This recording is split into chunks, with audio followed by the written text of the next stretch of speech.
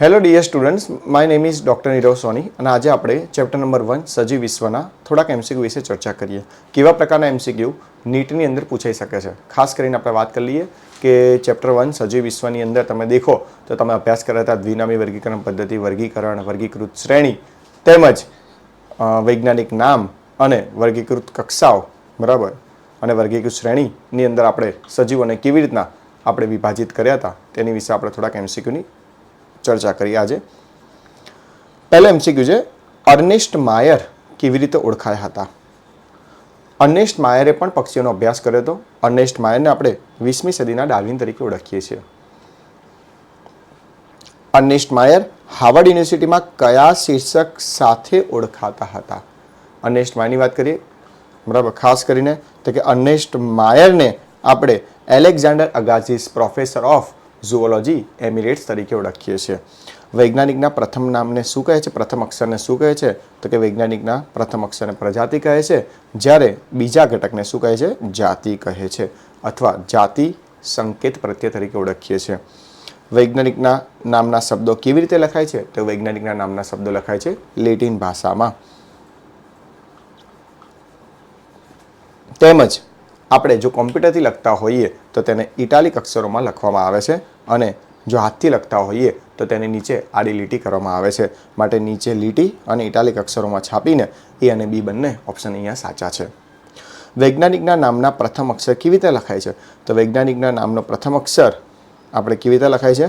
પ્રથમ અક્ષર તો કે મોટી લિપિમાં લખાય છે. સે ફોર એક્ઝામ્પલ તમને વાત કરીએ તો કે મેન્જીફેરા ઇન્ડિકા, મેન્જીફેરા ઇન્ડિકા, તો કે અહીંયા તમે દેખો એમ કેવો લખાય છે?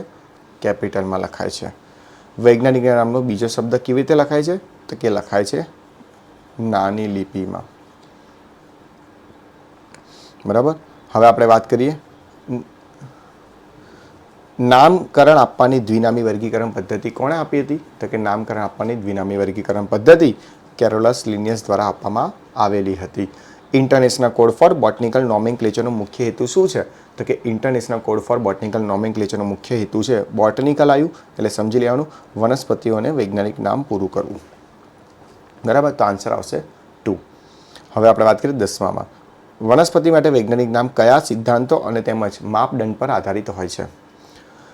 તો કે આપણે દેખીએ વનસ્પતિના વૈજ્ઞાનિક નામ કયા સિદ્ધાંતો અને માપદંડ પર આધારિત હોય છે.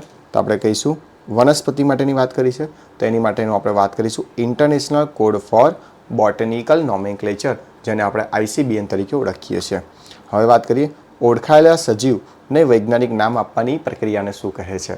ઓળખાયેલા સજીવને વર્ગીકરણ નામ આપવાની પદ્ધતિને આપણે શું કહીએ છીએ? તો કે નામકરણ કહે છે. નિયમોને અનુસરીને નામ આપવાની પદ્ધતિને આપણે નામકરણ કહીએ છીએ, જેને નામકરણને આપણે કહીએ છીએ નોમેનક્લેચર.